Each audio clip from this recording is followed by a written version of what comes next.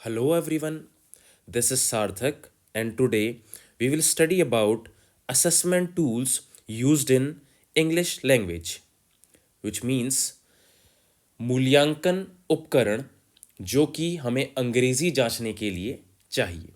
चलिए आइए बढ़ते हैं सबसे पहले इसके इंट्रोडक्शन की ओर को। So, introduction says assessment is an essential part of teaching and learning, providing insights into students' progress, strengths, areas of for improvement at elementary level. Assessment should be engaging, age appropriate, and align with learning objectives. अब देखिए यहाँ पे क्या बताया जा रहा है कि ये बहुत ही ज़रूरी और अहम हिस्सा है किसका, टीचिंग का और लर्निंग का, जिसमें हम बच्चे को उसकी स्ट्रेंथ्स बता सकते हैं, उसका कहाँ पे इम्प्रूवमेंट होना है उसको बता सकते हैं, और ख़ास तौर पे प्राथमिक स्तर पे ये चीज़ें बहुत ही बारीकी से करनी चाहिए, क्योंकि यहाँ पे बच्चे बहुत ही ज़्यादा छोटे होते हैं और छोटे होने की वजह से हमें जो मूल्यांकन के उपकरण हैं उनको थोड़ा इंटरेस्टिंग बनाना पड़ता है ताकि हमें बच्चा सब बता दे, यानी कि वो और बेहतर कर पाए। अब देखिए, जब भी हम किसी भी भाषा की बात करते हैं, whenever we talk about language, there are 4 basic skills which are required, that is listening, speaking, reading and writing. अब इसका एक शॉर्ट एक्रोनिम है, हम कहेंगे एक्रोनिम क्या है, LSRW। ये जो है ये LSRW ये सीरीज में ही चलता है, यानी कि पहले सबसे पहले बच्चा लिसन करेगा यानी कि सुनना, फिर बच्चा बोलना, फिर बच्चा पढ़ना, और फिर लास्ट में बच्चा लिखना सीखेगा। इसीलिए ये जो 4 स्किल्स हैं ये बहुत ज़्यादा ज़रूरी हो जाते हैं जब भी हम किसी भी लैंग्वेज का असेसमेंट करते हैं। आइए देखते हैं कि मेजरली हम लोग कौन कौन से टूल्स का इस्तेमाल करते हैं, और इन टूल्स के बारे में और भी डिटेल में आगे वाली स्लाइड्स पे जानेंगे। So we can see type of assessment tools में सबसे पहला जो हमारा टूल आता है दैट इज फॉर्मेटिव असेसमेंट, दूसरा टूल आता है सम्मेटिव असेसमेंट, तीसरा टूल आता है डिजिटल असेसमेंट, और चौथा टूल आता है इनफॉर्मल असेसमेंट। अब देखिए एक एक करके इनको देखते हैं कि फॉर्मेटिव असेसमेंट क्या होता है, समेटिव असेसमेंट क्या होता है, और डिजिटल असेसमेंट क्या होता है, और last and the least that is informal assessment क्या होता है। तो सबसे पहले जब हम फॉर्मेटिव असेसमेंट की बात करते हैं तो देखिए हमारे पास मेजरली 3 हिस्से हैं इसके। One is observation checklist, one is exit slips, another one is peer and self assessment. अब देखिए एक एक करके अगर हम उसको डिटेल में समझें तो ऑब्जर्वेशन चेकलिस्ट जैसा कि नाम बता रहा है आपको कि बच्चे को ऑब्जर्व करना है और कुछ चेकलिस्ट बनानी है। कि एग्जाम्पल ले लेते हैं हम लोग कि किस प्रकार से ये कार्य होगा। जैसे मान लीजिए हमने बच्चे को कुछ पढ़ने को दिया, हमने बच्चे को यहाँ पे हमने बोला बच्चे को कि आप रीड करिए। अब देखिए वो कितने डिफिकल्ट वर्ड को रीड कर पा रहा है, वो कैसे वर्ड को रीड कर पा रहा है, उसकी हम एक चेकलिस्ट बनाएंगे। क्या वो डिफिकल्ट वर्ड को रीड कर पा रहा है, क्या वो इजी को रीड कर पा रहा है, क्या वो मॉडरेट को रीड कर पा रहा है। तो हम यहाँ पे इस तरीके से टिक कर देंगे तो हमें पता चल जाएगा कि नहीं बच्चा ये शब्द तो सीख चुका है, अब बच्चे को मॉडरेट की ओर को जाना है या फिर बच्चे को और थोड़ा सा डिफिकल्ट की ओर जाना है। तो इस प्रकार से हम बता सकते हैं। इसको मैं रब कर देता हूं। आगे बढ़ते हैं। जब हम एग्जिट स्लिप्स की बात करते हैं, देखिए हम क्लास में जब भी हम किसी को कुछ पढ़ाते हैं, एग्जिट का मतलब ही क्या है, निकासी। यानी कि जब भी हम किसी क्लास को एग्जिट कर रहे हैं तो हमें पता होना चाहिए कि बच्चे ने आज इस क्लास से क्या सीखा। एग्जाम्पल हम ले लेते हैं यहाँ पे। जैसे मान लीजिए मैंने एक चैप्टर पढ़ाया द किंग, जिसमें कि किंग का कुछ नाम था, किंग का कुछ नाम होगा, बिल्कुल, नेम। अब देखिए किंग का जब नेम है वहां पे, अब हम बच्चे की यहां पे लिसनिंग स्किल्स की बात करते हैं हम। तो अगर जब भी बच्चा उस स्टोरी को सुन रहा होगा, अगर बच्चा बहुत ज़्यादा ध्यान से सुन रहा होगा, बच्चे को समझ में आ रहा होगा, बच्चे को इंटरेस्ट होगा, तो अगर जब भी मैं क्लास को ओवर करूंगा और बच्चों से मैं कुछ सवाल पूछूंगा उसी चैप्टर से रिलेटेड, तो बच्चा उसमें अगर आंसर करता है, that means the child was totally understanding the chapter as well as the concept of the chapter. अब यहां पे कुछ भी सवाल हो सकते हैं राजा से रिलेटेड, उसकी पर्सनैलिटी से रिलेटेड। तो इस प्रकार से हम लोग एग्जिट स्लिप्स की बात करते हैं। Next is peer and self assessment, that is very important. आज की तारीख में हमें पता चल जाता है कि बच्चा क्या कर रहा है, बच्चा किस तरीके से काम कर रहा है। बच्चे के ग्रुप मेंबर्स ही बहुत सारी चीज़ें बता देते हैं।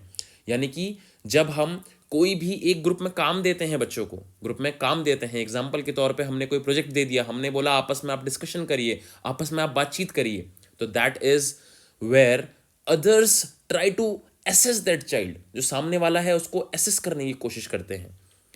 अब जब हमने फॉर्मेटिव असेसमेंट समझ लिया है, तो यहां पे एक बहुत ही ज़्यादा इंपॉर्टेंट लाइन आ रही है फॉर्मेटिव असेसमेंट के बारे में, that is these tools helps monitor students learning during the teaching process. देखिए अब ये जो असेसमेंट है, इसके लिए हमने कोई अलग से असेसमेंट नहीं करा, हमने कोई स्पेशल डे नहीं देखा, हमने ऐसा नहीं कहा कि नहीं हम आपका मंडे को टेस्ट लेंगे, हम आपका थर्सडे को टेस्ट लेंगे। हमने सीधा असेसमेंट हम करते रहे ड्यूरिंग द क्लास। ये formative assessments are designed to assess the child or the student during the class. That is very important. Next, let's talk about summative assessment.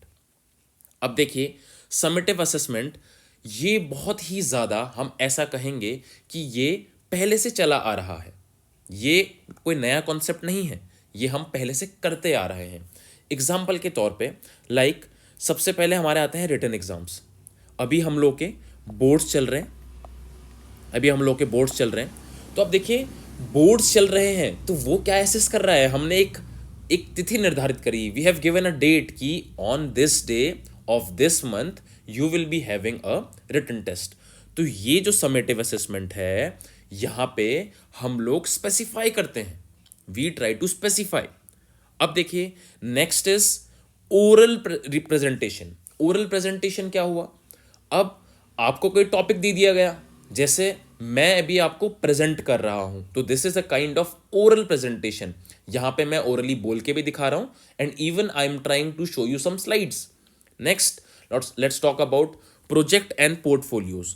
अब देखिए प्रोजेक्ट एंड पोर्टफोलियोज में क्या होगा, अब हम एक बच्चे का पोर्टफोलियो बनाएंगे, टाइम पे हम लोग उसको एसेस करते रहेंगे कि बच्चे ने ये भी कर लिया, बच्चे ने ये भी कर लिया, बच्चे ने वो भी कर लिया। तो this is also a kind of summative assessment. यहाँ पे हम बच्चे को एसेस करने की कोशिश कर रहे हैं। अब हम यहाँ पे ध्यान से देखें तो यहाँ पे एक लाइन लिखी हुई है, these tools measure students learning at the end of a unit और अ टर्म। देखिए हमारे जब भी एग्जाम्स होते हैं तो वो ऐसा नहीं है कि कभी भी हमने एग्जाम ले लिया बच्चे का, एक स्पेसिफिक पीरियड होता है। जैसे कि हमारे हाफ ईयरली होते हैं, वैसे ही हमारे ईयरली होते हैं, या जिसे हम एनुअल भी कहते हैं, एनुअल एग्जाम्स। ओके, तो ये एक स्पेसिफिक टाइम पीरियड के बाद होते हैं जब हमारा कुछ सिलेबस कंप्लीट हो जाता है, या फिर जब मैंने जैसे आपको बताया कि हम एक स्पेसिफिक डेट पे ही इसमें हम काम करते हैं। अनलाइक द फॉर्मेटिव असेसमेंट में हम क्या कर रहे थे, हम लोग फॉर्मेटिव असेसमेंट में during the class we were assessing the student, but in this scenario हम क्या कर रहे हैं, हम एक टाइम पीरियड के बाद किसी को असेस कर रहे हैं। So let's carry on to another assessment tool, that is digital assessment. आज की नीड है, this is the need of today's world. अब देखिए बहुत ही सिंपल सी बात है, अभी हमारे बीच में आया था कोविड, उस समय पे हम लोग टीचिंग कर रहे थे, बट हमें पता नहीं चल रहा था कि बच्चे कितना सीख पा रहे हैं। तो यही तरीका है डिजिटली हम उसको किस तरीके से हम लोग सीख सकते हैं। सबसे पहले कहूत और क्विजेज हैं। हम कुछ कहूट्स डिजाइन कर सकते हैं। अब कहूट्स आप कहेंगे क्या है? If you go to a website that is starting with www.kahoot.com, तो आपको वहां पे लैक्स ऑफ क्विजेज आपको वहां पे मिल जाएंगे। आप बहुत सारी चीजें कर सकते हैं वहां पे क्विजेज के माध्यम से। आप क्योंकि वो बहुत ही इंटरेक्टिव है, वो बहुत ही ज्यादा, मतलब यूं मानिए कि बहुत ही अट्रैक्टिव बनाए जाते हैं। वो छोटे बच्चों के लिए तो बहुत ही बेहतरीन है। तो आप जाइए, कहूत देखिए, उसमें आप क्विजेस को ट्राई कीजिए। नेक्स्ट इज गूगल फॉर्म अभी हम लोग बहुत ज़्यादा वाकिफ़ हैं। और जैसा मैंने आपको बताया कि डेटा के लिए data collection, Google form is very important. Google form बहुत ज़्यादा इंपॉर्टेंट हो जाता है, चाहे वो गूगल फॉर्म के माध्यम से हो, चाहे वो माइक्रोसॉफ्ट फॉर्म के माध्यम से हो। हम बहुत सारे अलग अलग तरीके से गूगल फॉर्म से हम बच्चों को एक क्वेश्चनायर भी दे सकते हैं, जिसमें हमें पता चलेगा कि बच्चे ने कौन सा ऑप्शन सही टिक करा है या कौन सा ऑप्शन गलत टिक करा है। इवन हमारे पास एक कंपैरेटिव चार्ट्स आ जाते हैं कि बच्चे ने ए कितने बार दिया या बी कितने बार दिया। मतलब हमारे पास कंपैरिजन भी कर सकते हैं हम लोग इससे। We can compare. एंड जो डिजिटल असेसमेंट का एक फ़ायदा है, वो फ़ायदा ये है कि इसके रिकॉर्ड्स को रखना बहुत आसान है। इसके रिकॉर्ड्स की अगर हम बात करें तो इसके रिकॉर्ड्स को हम सालों साल तक रख सकते हैं, अनलाइक दी हार्ड कॉपीज। अब जैसे हमारे पास एक रिटन टेस्ट है तो कुछ समय में हमें उसको डिस्कार्ड करना पड़ेगा, क्योंकि वो एक गार्बेज बन जाएगा हमारे लिए। हम इतना ज़्यादा डेटा को हम नहीं रख सकते, हमें अलग अलग जगहों को बनाना पड़ेगा, हमें अलग अलग सेंटर्स बनाने पड़ेंगे। बट अनलाइक यहाँ पे डिजिटल में क्या होगा कि डिजिटल में हमारे पास हम इसको इजीली स्टोर कर सकते हैं। ये लेस स्पेस टेकिंग होगा हमारे लिए। चलिए, अगला है सीसॉ। अभी आप सोच रहे होंगे कि बचपन में हमने सीसॉ पढ़ा, बचपन में हमने सीसॉ खेला, तो सीसॉ खेलना इज अलग बात, दैट इज डिफरेंट थिंग। लेकिन ये जो एप्लीकेशन है, दिस इज वेरी इंटरेक्टिव। आज से पहले शायद मेरे को नहीं पता था, लेकिन ये जो सीसॉ है, ये सीसॉ में बेसिकली क्या है? This is a platform where teacher, student, parents, all of them literally all of them can interact with each other. They can generate classes there. यहाँ पे क्लासेस भी हो सकती हैं, यहाँ पे बहुत सारी चीज़ें हो सकती हैं। और ये इतनी अच्छा प्लेटफॉर्म है। मैंने अगर शायद पहले यूज़ ना करा होता तो मैं इस स्लाइड में बिल्कुल इंक्लूड नहीं करता और मैं एक जेम खो देता। That was very important. ये अगर मैं कहूँ तो ये सोने पे सुहागा है अगर आप सीसो का इस्तेमाल करना जानते हैं। अगर आप किसी नेटवर्क क्षेत्र में हैं और जहाँ पे पेरेंट्स भी थोड़ा सा टेक्निकल नॉलेज रखते हैं, तो मैं रिकमेंड करूँगा कि आप सीसो को 100% यूज़ करिए। अब देखिए, यहाँ पे दो टर्म्स आ रहे हैं, मोर इंटरेक्टिव एंड एंगेजिंग। जैसा मैंने आपको बताया कि इंगेजिंग होते हैं क्योंकि टेक्नोलॉजी के माध्यम से, टेक्नोलॉजी की मदद से, with the help of technology we can make things which are more engaging as well as interactive. Next we will carry on to our last section, that is informal assessment. उससे पहले मैं दिखा देता हूँ आपको, कुछ लोगोज हैं हमारे पास। ये है कहूत का logo, this is the logo of Google Forms, this is the logo of Seesaw. अगर आप इस क्लास के बाद विजिट करना चाहें तो आप कहूत डालिए, सीसॉ डालिए और गूगल फॉर्म्स डालिए। You can design any type of Google forms. I think this is the need and we can do this is very easy. आप कहूत में जाइए, आप कहूत में बच्चे को टेस्ट दिलाइए, आप बच्चे का असेसमेंट वहाँ पे कर सकते हैं ईजिली। नेक्स्ट इज सीसॉ में इंटरेक्टिव सेशंस। गूगल क्लासरूम जैसे हमारे पास होता है उसी तरीके से सीसॉ है। सीसॉ में लेकिन पेरेंट्स भी इंटरेक्ट कर सकते हैं, क्लासरूम डिज़ाइन कर सकते हैं, कुछ डिज़ाइन कर सकते हैं, और भी बहुत ज़्यादा अट्रैक्टिव चीज़ें हैं इसमें।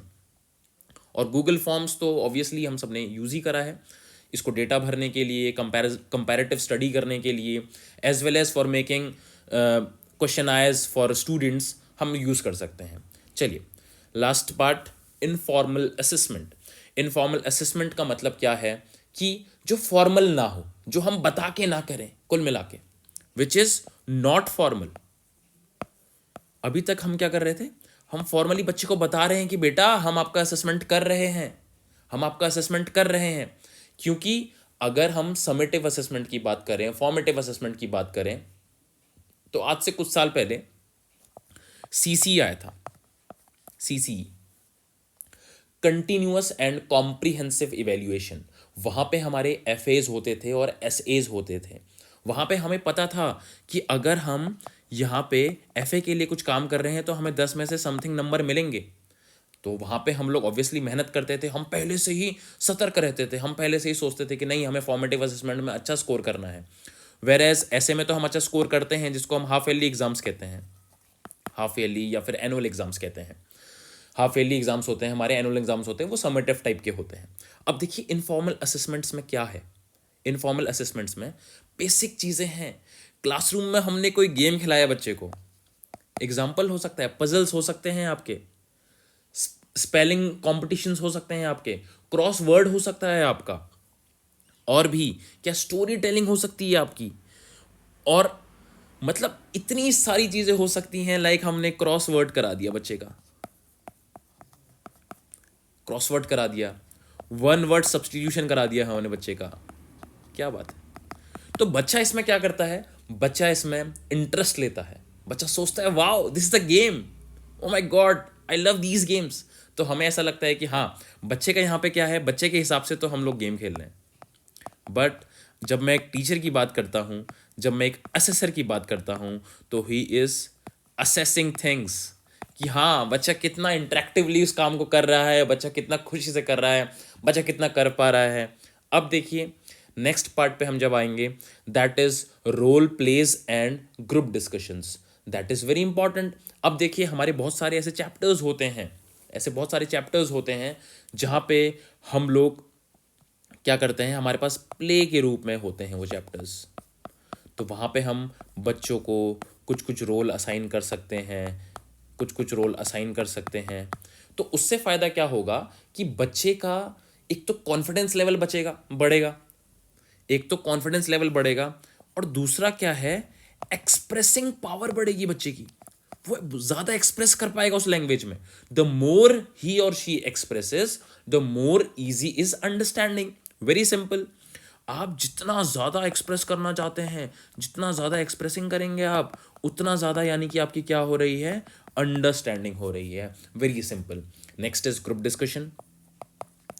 अब ग्रुप डिस्कशन में आप कहेंगे भाई हम क्या ग्रुप डिस्कशन कराएं, तो वेरी सिंपल, बहुत ही सिंपल है। ऐसा ग्रुप डिस्कशन क्या हो सकता है, एग्जाम्पल हमारे पास बहुत सारे क्या होते हैं, कार्टून्स होते हैं हमारे पास, we have cartoons. Like example के तौर पे जब मैं अपना बचपन की बात करूं तो वी यूज टू वॉच ऑसवर्ल्ड। ऑसवर्ल्ड में हम डिस्कशन करा सकते हैं, क्योंकि बच्चे को जिस चीज़ की नॉलेज है उसमें वो ग्रुप डिस्कशन करेगा तो वो बहुत इजीली एक्सप्रेस कर पाएगा। पहली चीज़, वो बहुत कंफर्टेबली एक्सप्रेस कर पाएगा। तो ऐसा कोई भी टॉपिक हो जो बच्चे को पहले से पता हो, चाहे वो उसका फेवरेट फूड हो, तो उस पर ग्रुप डिस्कशन करा दीजिए कि हाँ भाई ऑसवर्ल्ड में आपने क्या देखा, कहाँ देखा, क्यों देखा, आपको ऑसवर्ल्ड कैसा लगता है, उस पर डिस्कशन करा दीजिए। या फिर फूड में फॉर एग्जांपल, अच्छा आपको पिज्ज़ा पसंद है, आपको बर्गर पसंद है, या आपको कुछ भी पसंद है, उस पर डिस्कशन करा दीजिए। तो बच्चा बहुत खुल के बोलता है, बच्चा अपनी सारी चीज़ें, बच्चा और एक्साइटेड होता है, बच्चे को देखेगा, उसका फेस देखेगा, वो बहुत ज़्यादा एक्साइटेड फील करेगा। And last but not the least, that is reading logs. अब देखिए, अब रीडिंग लॉग्स का मतलब क्या है, उसकी हमें रीडिंग हैबिट को इम्प्रूव करना है, इंक्रीज करना है किसी भी हाल में। चाहे रीडिंग में, जैसे मैंने आपको बताया कि रीडिंग में आपसे कुछ भी रीड करवाइए, कुछ भी रीड करवाइए, बच्चे को लैंग्वेज के साथ इंटरेक्शन करना सिखाइए। जितना आप उसका इंटरेक्शन करेंगे, जितना आप उसको इंटरेक्शन करेंगे, फिर क्या होगा, देखिए रीडिंग, आपने रीडिंग उसकी इंक्रीज करी तो उससे आपको पता चलेगा, आपको क्लास में पता चलेगा कि बच्चा कितना पढ़ रहा है, बच्चा घर पे जाके कितना पढ़ रहा है। जब आप उसको कुछ पढ़ाएंगे, फॉर एग्जांपल हमने एक आर्टिकल पढ़वा दिया बच्चे को, आज आर्टिकल पढ़वाया, बच्चा क्या है, फ्लुएंटली पढ़ेगा, फ्लुएंसी के साथ पढ़ेगा, फ्लुएंटली पढ़ेगा, कोशिश करेगा कि मैं और पढ़ूँ और पढ़ूँ और पढ़ूँ और पढ़ूँ। तो वहाँ से भी हम लोग असेसमेंट कर सकते हैं। ये सब इनफॉर्मल टाइप्स हैं। अगेन मैं कह रहा हूँ ये मेजर क्लासिफिकेशन है। इसके अलावा भी बहुत सारे असेसिंग टूल्स हो सकते हैं और आने वाले समय में डेवलप हो सकते हैं, पर सबसे इंपॉर्टेंट बात क्या है, हमें सिर्फ और सिर्फ इन 4 स्किल्स पे असेसमेंट करना है, that is listening, reading, speaking and writing, यानी कि LSRW, listening, speaking, reading and writing. These are the 4 skills which are being assessed by the assessor during any assessment of language. फिर चाहे हम हिंदी भाषा की बात कर लें, चाहे हम संस्कृत की बात कर लें, चाहे हम लोग इंग्लिश की बात करें, चाहे उसके बाद हम दुनिया की किसी भी लैंग्वेज के बारे में बात कर लें, अगर आपके अंदर ये 4 स्किल्स हैं सो यू कैन। जैसे हमारे पास एक IELTS का एग्ज़ाम होता है, IELTS का, तो उसमें भी ये 4 चीज़ों में ही ध्यान दिया जाता है। वो एक लैंग्वेज का टेस्ट है, वो एक लैंग्वेज का टेस्ट है, तो वो बेसिक 4 चीज़ों पे ही ध्यान देते हैं। सो इतना हमने असेसमेंट के बारे में देख लिया। अब हम धीरे धीरे पैरोविशन की ओर को जा रहे हैं। अब देखिए यहाँ पे एक स्लाइड बची है हमारी, उसको देख लेते हैं। Importance of using multiple assessment tools. देखिए मल्टीपल असेसमेंट टूल्स यूज़ करने का हमको फ़ायदा क्या है, कभी भी हम एक टेस्ट करते हैं ना, हम एक टेस्ट करते हैं तो हम उसमें सिर्फ एक सवाल नहीं देते, हम उसमें बहुत सारे सवाल देते हैं, हम उसमें बहुत सारे सवाल देते हैं और अलग अलग टॉपिक होते हैं हमारे पास जहाँ से हम सवाल देते हैं। अब देखिए टॉपिक से क्या फ़ायदा होता है कि बच्चा इसमें नहीं कर पाया तो कोई बात नहीं, इसमें कर लेगा, इसमें नहीं कर पाया तो इसमें कर लेगा, इसमें नहीं कर पाया तो इसमें कर लेगा, इसमें नहीं कर पाया तो इसमें कर लेगा। इस तरीके से हमारी चीज़ें चलती हैं। तो फ़ायदा क्या है मल्टीपल, सबसे पहले फ़ायदा क्या हम कह देंगे कि भाई बच्चे को अगर मान लो बच्चा इस वाले टेस्ट में परफॉर्म नहीं कर पाया तो इसमें कर लेगा, इसमें नहीं कर पाया तो इसमें कर लेगा, इसमें नहीं कर पाया तो इसमें कर लेगा, सिंपल सी बात है। अब देखिए कॉम्प्रिहेंसिव व्यू मिल रहा है हमको बच्चे के, स्टूडेंट के स्किल का, और डिफरेंट लर्निंग स्टाइल्स हमको मिल रही हैं, मोटिवेशन, बच्चा मोटिवेटेड रहेगा, इंगेज्ड रहेगा चीज़ों में। और सबसे इम्पॉर्टेंट देखिए टीचिंग मेथड्स में एडजस्टमेंट करने का हमको समय मिल जाएगा जब हम डिफरेंट डिफरेंट टूल्स का इस्तेमाल करेंगे। तो चलिए अब हम कंक्लूज़न की ओर चले जाते हैं। आज की क्लास में हालांकि इतना ही था, लेकिन ये बहुत इंपॉर्टेंट पार्ट है। जैसे मैंने आपको बताया, जो एक तो starting is very important, start and and, लेकिन इसकी बीच की जर्नी को हमें भूलना नहीं चाहिए। इसकी बीच की जर्नी की बहुत इंपॉर्टेंट होती है। हालांकि जो हमारा असेसमेंट है that is the last thing which we have to do. Although assessment के बाद भी हमें, जैसे मैंने आपको बताया कि अगर हमें टीचिंग मेथड्स में हमको चेंज कुछ करना है तो हमें वो चेंज करने के लिए बिल्कुल असेसमेंट करना पड़ेगा। बिना असेसमेंट के हम कुछ भी नहीं कर सकते, बिना असेसमेंट के हम अपनी टेक्निक को चेंज नहीं कर सकते। If you want to change our teaching technique we need to assess first, उसके बाद ही हम कुछ कर सकते हैं। नेक्स्ट हम कंक्लूजन की ओर को बढ़ते हैं। तो अब देखिए effective assessment tools are crucial for evaluating. हम इवेल्युएट कर रहे हैं बिल्कुल स्टूडेंट की प्रोग्रेस इंग्लिश लैंग्वेज में, फिर वो लर्निंग। अब देखिए क्या है, ये कॉम्बिनेशन है, दिस इज द कॉम्बिनेशन। हम ऐसा नहीं कह सकते हैं कि सिर्फ FA से हमारा काम चल जाएगा, या सिर्फ SA से काम चल जाएगा, या सिर्फ DA से काम चल जाएगा, या फिर IFA से काम चल जाएगा। ये हमारे चारों के चारों, ये हमारे चारों के चारों, यानी कि FA, SA, DA and informal assessment IFA 1, 2, 3 and 4, ये चारों का कॉम्बिनेशन ही हमको कहीं ना कहीं एक बेहतर असेसमेंट करने में मदद करेगा। अगर हम लोग इन चारों का इस्तेमाल नहीं करते हैं, अगर हम इन चारों कॉम्बिनेशन यूज़ नहीं करेंगे तो शायद हमारा असेसमेंट उतना प्रॉपर ना हो। असेसमेंट तो हम फिर भी कर पाएंगे, मान लीजिए मैं सिर्फ FA से ही असेसमेंट करता हूँ तो असेसमेंट तो हो पाएगा, लेकिन उतना अच्छा नहीं हो पाएगा जितना इन चारों के कॉम्बिनेशन से हो पाएगा। So it's important to use all 4 of these जहाँ पे भी पॉसिबल हो। अब देखिए ऐसा तो नहीं कह रहे हैं कि भाई जहाँ पे सिग्नल ही नहीं है तो आप वहाँ पे डिजिटल असेसमेंट करके क्या करेंगे। तो डिजिटल असेसमेंट वहीं पे होगा जहाँ पे अवेलेबिलिटी ऑफ नेटवर्क है, अवेलेबिलिटी ऑफ नेटवर्क है। हालांकि बहुत सारी चीज़ें हैं, या अवेलेबिलिटी ऑफ डिवाइसेस है, डिवाइस ही नहीं है बच्चे के पास तो वो किससे असेसमेंट करेगा। हालांकि आजकल सब चीज़ें ऑफलाइन चलने लगी हैं, ऑफलाइन भी हम देख रहे हैं कि बहुत सारी चीज़ें चलने लगी हैं, हालांकि डिवाइस उसके लिए भी चाहिए। अब देखिए यहाँ पे हम लोग पैरोवेशन पे आ गए हैं। यहाँ पे बोल रहा है कि it can provide a complete picture of each students ability and help guide future instructions. तो सिंपल सी बात है, ये 4 असेसमेंट का आप यूज़ करेंगे तो मेरे को ऐसा लगता है कि कहीं ना कहीं आप अच्छा असेसमेंट कर पाएंगे, and that will be very beneficial for student as well as for teacher to change their technique और what to enhance in their technique, right. So that's all for the day, and I think I'll be signing off here. Thank you so much. Have a good day ahead.